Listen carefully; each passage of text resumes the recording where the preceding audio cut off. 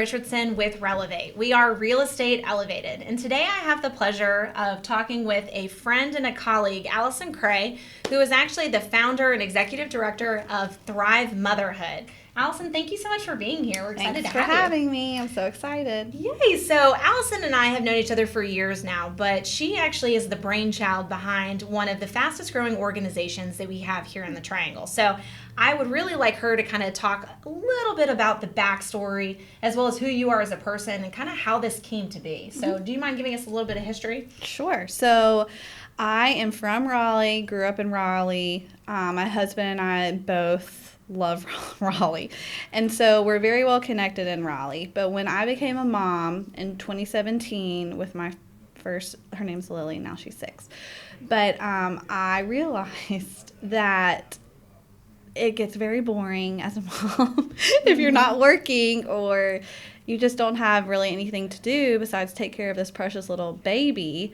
So I started racking my brain of how can I use what I'm good at? How can I do like what I'm passionate about? And so I started forming these mom groups. It was one mom group through Facebook.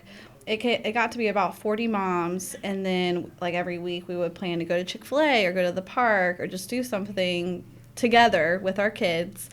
And it started to grow, and then I realized, okay, like we need some things without kids. So then I started planning some events and just meetups at my house for moms to get together. And one time we listened to an older mom talk about, wisdom for a younger mom, or just hung out together.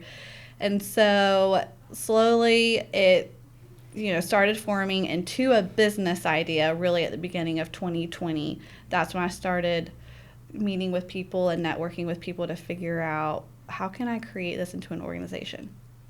Absolutely. So, guys, on this edition, we're kind of talking a little bit about building community, and that's something that Thrive is definitely trying to fill a void on. So back in 2020, obviously, we had some big things happen in the world and in our community where isolation kind of became a running theme. So if you think about motherhood and having to either move your family to a new location or just finding a community in itself, whether it's the perfect neighborhood for you or just something that you feel like your family is drawn to, it's really hard to build adult connections. I kind of jokingly have always said that if I had known how hard it was to build adult friendships after college, I probably would have taken that probably a little bit more, not so much for granted, right? Mm-hmm. Because you get down in the thick of things. You get very busy being a mom and sometimes lose a sense of self. So back in 2020, you decide to get basically like a business plan together and a group of, I'd say it's like an advisory board, and kind of just presented it to this group. And I remember it very distinctly as it had a resounding yes, we have a need for this. So what were the initial struggles in getting the organization off the ground? Because it did take off pretty quickly, but what were some things you kind of had to push past in the beginning? Well, it's really interesting because, yes, it was literally January, February, beginning of March that I was like having these meetings, forming a business plan, meeting with, all the people that you would need to with starting an organization. And then I was planning our first event, and then COVID hit. So I knew for sure that I did not want it to be a Zoom online community platform. I wanted it to be in person, and so I decided to pause. I went ahead and started social media. I paused it, and then once the summer kind of went through, we started planning play groups July, August to meet up at the park once the parks reopened. And that is kind of when it took off. So, and what's funny about it is that I thought that COVID was going to mess it up, but actually what happened, COVID helped launch it out even more to become something greater than my own personal network, because moms were so desperate at the time to get out of their house and to meet with other moms and for their kids to socialize. Absolutely. Yeah, we definitely saw a change in dynamic and people's needs, I think, were becoming a little bit more apparent. So then we enter the fall, right? So what were some of the first events that Thrive started? And just for clarity, guys, I am on the board of Thrive, but I do think it's important for us to kind of walk through this together. So kind of give us a little rehash of that era of Thrive Motherhood. So our very first event was outside in North Hills, and which had a really pretty big green space area. And thankfully, I didn't even have to pay for it because businesses were so desperate for events at that time and just people to be there. And so we had a psychologist. She came and she talked about really how to help your kids through COVID struggles. And so, we had coffee, treats there. We had maybe 15 or so moms. And so then after that, we started planning events. We did the next one on how to create a multi-ethnic community for your family. We did one on just calligraphy and creating ornaments together around Christmas, just to like bring awareness to Thrive and bring moms together. And then we did one on how we all have influence and to be mindful with who you're influencing. So every event we look at the niches that we're hitting with moms, and then also the needs that moms have. So now we've been doing events for military moms, foster and adoptive moms, moms who own businesses, working moms, and any type of industry, and especially in corporate offices. So yeah, we're hitting a lot of different needs all over. Absolutely. So you talked about some of the niche groups that Thrive kind of helps with. So obviously there's a purpose behind that. So why do we have these narrow focuses, and then you also have the larger ones that you do, but what's the purpose in those particular events? What are you hoping to accomplish with those? So Thrive Motherhood's mission is to help moms discover their strengths, skills, and passions, encouraging them through community so that they thrive in and out of the home. And we know that, this is just how we are as a humanity, as civilization, is that you really thrive when you're with people who are like you. Now, you don't have to look the same, but if you have a similar lifestyle, that helps moms to create bonds and friendships. That's just like the 101 of friendship, is you find a commonality. And so that has really helped, especially for military moms, foster and adoptive moms. We've seen, and actually right now I'm forming a meetup group just for foster and adoptive moms because they want to have a community with moms who are going through the same thing as they are. So in motherhood, there's so many different avenues of types of friendship, right? So you have kind of the back history. Maybe, for example, if you were a military kid yourself, you have that kind of commonality. You also have kids that potentially are the same age, so obviously creating playgroups or meetups is a little bit easier. And then you also have your own personality. So trying to find that unicorn friendship amongst all of that can be really difficult when you're a mom. So Thrive definitely offers multiple variations and opportunities, right? So we've talked about the playgroups and the meetups, which have really kind of blossomed with the coordinators that you guys have done. So let's talk about some of these events that you've organized, because those two have very specific themes. So in 2023, what are the ones that you guys have tackled thus far? Well, coming up on Saturday, we have a pop-up market at Lafayette Village, which is a really central place in North Raleigh, and we'll have about 20 to 25 vendors. All of them are mom-owned businesses, and then we will have free coffee and biscuits sponsored by Laura. We'll have kids activities. Mirabelle is coming for photo ops, and so that is really to bring the community together and to help support moms who own businesses. So in May, we're having one that's just for community building, and we're providing free childcare for single moms in honor of Mother's Day. In June, we're having one for working moms at Chick-fil-A to really discuss the hard things and the great things about being a working mom and how we can help each other in that lifestyle. And then we'll have a whole business series this summer for moms who own businesses.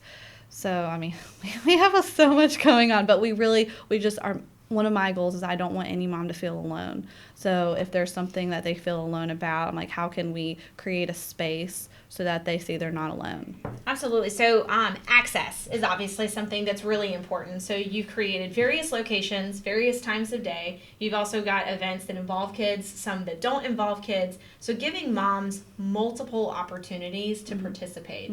So as you've grown, have you seen the population or the amount of people also grow? Yes, and one of the reasons why I wanted it to be a nonprofit, because it could have been a business, an LLC, we went the nonprofit route because I want the ticket prices to be super, super low or free. I don't ever want that to be a cause for someone not to come to something, and it also feels cheap to me, honestly, when like you're paying like a membership fee or something to go and meet people and make friends. And so I just wanted it to be something that women feel so comfortable coming to and so welcomed in. And so we really are operated by business sponsors. And so that has also been a great way, though, too, to pull in businesses in the community to help us grow. And so all these things, like all of these networks and community, social media, when we like launch an event out there and it's a new topic, that brings new moms. I mean, it's becoming now a thing that is being spread by word of mouth, obviously, and also networks are now seeing this, I guess. So I think that when people, for example, in my industry are relocating to Raleigh and they're trying to figure out what area is best for them, whether they're, a single person or they're married with children, they're doing a lot of research, right? And so they're going to start following a lot of different social media accounts and things like that. So Thrive does a really good job of not only explaining the future events, but also opportunities to get involved, including sponsorships. So when it comes to sponsorships, what's the best way for them to reach out to you? Our Instagram is very active, and that honestly would give you, either if you're a mom or if you're a business, a good picture of what we're doing and how moms are interacting with us. And so, so Instagram Messenger is very easy access. And then our email, which is on our website. I mean, it's all connected on our website, too. So, I mean, there's so many ways. So Thrive is in year 3. So what's the plan for the future couple of years? What are we trying to accomplish here? Because right now, Raleigh-Durham, that's mainly our focus. We've kind of branched out a little bit outside of Wake County, but what's the goal between now and year 5? My goal, we have a really big fundraiser coming up. Laura and I, it's like racking our brains constantly to make sure that it goes really well for us because it is our first big fundraiser.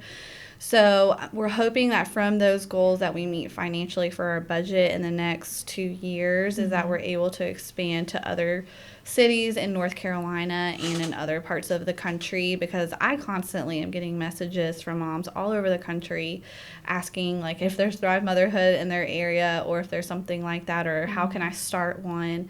And so that's really is to keep on growing the Raleigh in the way that it's going, because it's going well. We don't really want to change much here, but to figure out how can we implement this all over the country. Yeah, so some big goals here, but definitely easily achievable if you guys keep going in the direction that you are. So is there anything about Thrive that you feel like is really important for the audience to know, especially for folks who are moving to North Carolina for the first time? Most of the women that first come to either our event or our play group don't know anybody. I get that question a lot. It really does not feel like a club because we don't have any kind of dues or membership fees to pay. And so I have been surprisingly shocked by how many women come on their own, not knowing a soul when they walk into the room. And so I just want to tell women all the time, like, this is very normal, you coming by yourself. Most of the women here also come by themselves. And so it's very easy, honestly, to just come in and start talking to somebody, because everyone feels that kind of like sense of, I don't know, where are my people, where are my friends, like how can I make friends? And that's one of the big reasons why they come. So it's really easy just to strike up conversations and say, 100%. Hey, I'm new, like what's your name? Yeah. Well, I mean, one of the toughest things to do is to find the opportunities, right, to actually meet other people. So if you think about a captive audience of folks that you can actually interact with and ask those questions. And usually I think one of the other tough things is finding common ground with someone, but typically the events have some kind of theme or something that's brought you to the event. So obviously if it's an entrepreneur moms, you can talk about your business, or if it's the one on like mental health, because we definitely had one of those in the last few months as well. It just kind of, I think, creates an even ground for people to have those conversations. It really is a lot easier than we feel. Yes, for sure. Well, guys, you can actually follow Thrive Motherhood on Instagram. Like she said, they're extremely active. I think daily, multiple posts of what's going on or what's coming down the pike. The website also is a great location if you're a business and you're looking to get some sponsorship activity or just figure out how you can give back to your community. Also, that's where you can buy tickets to the events or make donations to the organization. We'll put all of that information in the description at the bottom of this episode. Keep in mind, we are on YouTube as well as podcasts everywhere. I am Laura Richardson with this edition of I'm Moving to North Carolina Now what? All right, y'all, thank you for joining us today. Be sure to like, share, and follow us on Instagram as well as YouTube.